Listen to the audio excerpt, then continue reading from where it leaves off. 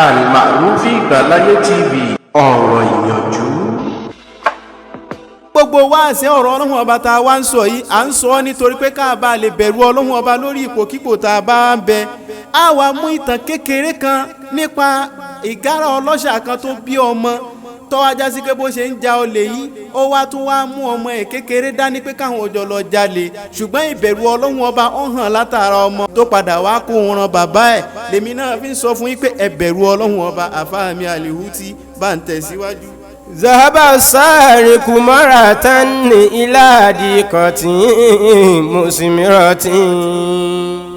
Bàbá kan bẹ ìgárá ọlọ́ṣà ni ó ti dọ̀gá nù ká ja olè ká folé ká dára nù olè kò sí tí ò lè fi dáa nù ara àwọn onímọ̀ ń jẹ́ kó yé wa yìí pé ìgárá ọlọ́ṣà yìí ó wá kó ònulé lọ́jọ́ kan ìlà Diqatin musmiratin. Ó wá lọ sínú ọgbà tí wọ́n gbin oríṣiríṣi àwọn nǹkan èso sí bí ọgbà làbídùn oríṣiríṣi àwọn nǹkan èso ló ń bẹ nínú ọgbà náà tí wọ́n gbin síbẹ̀. Liyasriqa minha shay'an minal faqiha. Láti lè lọ jalè láti lè lọ kó wọn léso kókó pineapple kókó àwọn èso lóríṣiríṣi tó bá ti wù nú ọgbà náà láti já wọn lólè ń bẹ̀ ṣá. Wa kana lahu waladun saghirun. Àmọ́ bàbá ta wí ó wá ní ọmọ kékeré kan ó wá fẹ́ tírẹ́nì ọmọ yẹn náà lólè kí wọ́n jọ wà kán jọ máa ṣiṣẹ́ yẹn tààràtà ó wá mú ọmọ náà ọ̀yá. Wà ó sọ́bùnà obìnrin ti sọ. Wọ́n wá bá a dé bẹ́ẹ̀ wọ́n dẹnu géètì àgbàlá ibi tí wọ́n ti fẹ́ jalè ọ̀hún nínú ọgbà náà ó wá mú ọmọ rẹ̀ ó fi sẹ́nu géètì ó ní kó máa wọ̀ tún kó máa wò sí gbogbo tí ń bá ń lọ kó máa wò ó kó máa wọ ẹni tí ń bọ̀. Wa qala lahu allimni idha nadun li arjin.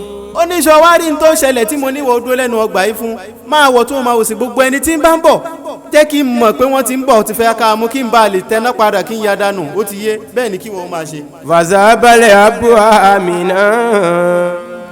Ìgbà tí bàbá yìí ti fọmọ ẹ̀ṣọ́ ẹnu ọ̀nà àgbàlá òun wá yan wọlé wá yan fanda pé iṣẹ́ tèmi yóò bá dìde ẹ̀. Yakuza mọ́ arọ́dàmínà lè fa kíátì.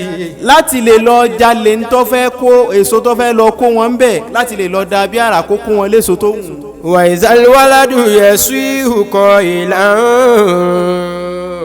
Ọmọ yìí wá ń wo bàbá rẹ̀ ó ń wo bó ṣe ń wò ó lọ ó ń wo bó ṣe ń wò ó lọ pé ẹrú Ọlọ́hun Ọba ní rìn lọ́lẹ̀ tó fẹ́ lọ jalè tí ó sì bẹ̀rù Ọlọ́hun Ọba yìí ọmọ yìí bá ro gbogbo ẹ̀ títí tí Ọlọ́hun Ọba bá fi ra ẹ̀hàn nínú ara ọmọ yìí bá wí gbólóhùn kan báwo ló ti wá wí. Yàbí jìfàwùnà kàmáyàrá fàṣìn rọ̀jùlù fìlẹ̀ àhàlì. Ó ní yàbí ó ní bàbá mi ọ̀yá padà bí mo ti ń bọ̀ ó ní padà.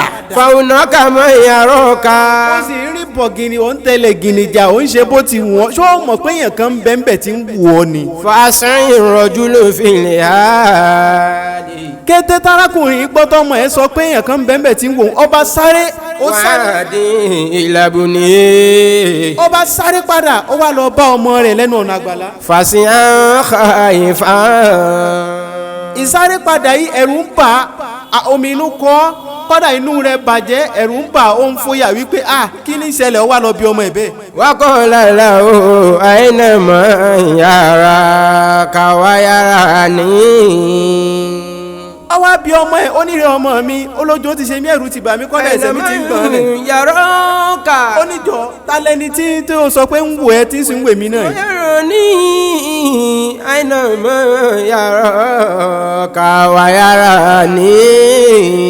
Onírẹ̀ ọmọ yìí dákunjọ́ talẹ́ni tó sọ pé ń wò mí tí ń wẹ̀ ìjọ ọ̀yà sọ́ńtàn kárí ká mọ bá ti fi ra wa ṣe kó mi. Wallahu man yàrá kàwáyàrá ní.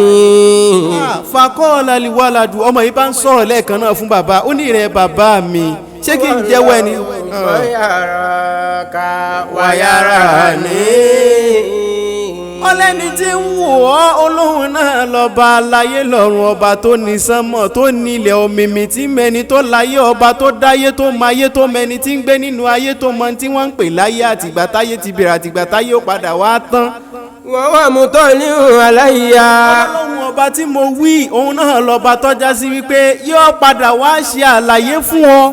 ما تعملوا في السر والجهر má ta'malu fi sirri in tó ṣe ní kọ̀kọ̀ tó ṣe nínú òkùnkùn tó rò pé èèyàn kan ò rí ọ Ọlọ́run ọba yìí ní ó padà wá ṣàlàyé ẹ̀ fún ẹ wa ma ta'malu fil jahari yìí tó wá ṣe níta gbangba gan náà Ọlọ́run ọba yìí náà ni ó ṣàlàyé fún ọmọ yìí wá sọ bẹ́ẹ̀ fún àbá ẹ̀. fakharaja rajulun wa'ada látara bẹ́ẹ̀ ẹ̀rù Ọlọ́run ọba bá ba arákùnrin omi inú kọ́ ó bá fòyà ẹ̀rù bà ó bá níbi tó dé wa'ada ẹ̀sùjà yajibu alayna an nakhsha Allah. látara bíbẹ̀rù Ọlọ́run ọba ti gbé ọmọ yìí ojú ẹ̀rù Ọlọ́run ọba bá bàbá yìí bá sinmi ó ní olè tó ń rò pé òun sinmi nínú olè náà látẹ̀ní lọ. yajibu látara bẹ́ẹ̀ ìtàn yìí ń kọ́ wa wípé ó ṣe ọ̀rọ̀ yẹn fẹ́mi àtiwọ́. alayna an nakhsha Allah. níbi iṣẹ́ burúkú tá a bá ń ṣe bóyá orílẹ̀-èdè kan ni wọ́n fi wọ́jọ́ lórí náà àbí agbára kan lọ bá gbogbo iṣẹ́ burúkú tó wù kó o ṣe tó o bá bẹ̀rù Ọlọ́run ọba tí bẹ̀rù Ọlọ́run bá mú ọ sinmi nínú rẹ̀. akizara mimma nakhsha ó da ìtọ́jú ọ̀ràn yẹn fẹ́mi àti ẹni pé ká bẹ̀rù Ọlọ́run ju bá a ti ṣe bẹ̀rù èèyàn lọ. látara bẹ́ẹ̀ gbogbo ohun tí ọba wa ń ṣe ní kọ̀kọ̀ tí ọ̀dà tó rò pé yẹn ò rí ẹ má rò pé Ọlọ́run ọba ò rí ẹ o.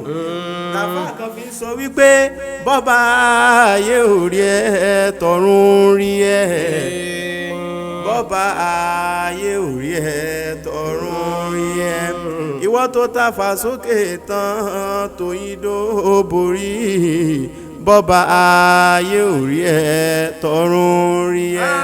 bọ́ba ayé ò rí ẹ tọ̀run rí ẹ bọ́ba ayé ò rí ẹ tọ̀run rí ẹ ìwọ tó ta fà sókè tán tóyin dó borí bọ́ba ayé ò rí ẹ tọ̀run rí ẹ.